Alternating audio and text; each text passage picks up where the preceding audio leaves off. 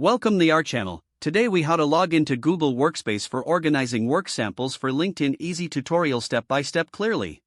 Open your web browser and go to the Google Workspace login page. In the top right corner, you will see the sign in button. Click on that button to proceed. Enter your Google Workspace email address in the provided field. Make sure to double check for any typos. Once you've confirmed the email is correct, click on Next. Now, you will be prompted to enter your password. Type your password carefully, paying attention to case sensitivity.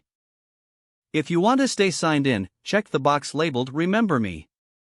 Then, click on the Next button. If your login is successful, you will be directed to the Google Workspace dashboard. From here, you can access various applications like Google Drive, Google Docs, and Google Sheets. To organize your work samples, click on the Google Drive icon. In Google Drive, you can create folders by clicking on the plus new button. Select folder from the drop-down menu. Name your new folder something relevant, like work samples. Click Create to finish setting up the folder. Now, you can upload your documents and files into this folder. To upload files, click on the plus new button again. This time, select File Upload from the list.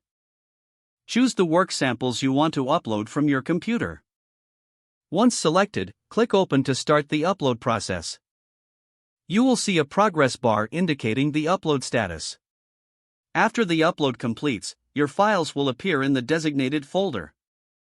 You have successfully logged into Google Workspace and organized your work samples for LinkedIn. Now you can easily access and share them when needed.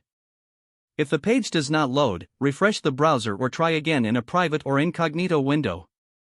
Make sure you are using the correct email address, then retype it carefully to avoid small typos. If your password is not accepted, use the reset option and create a new strong password you can remember.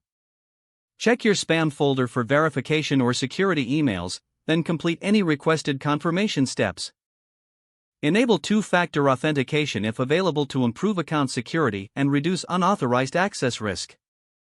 Don't forget to like this video and subscribe to our channel for more step-by-step tech guides.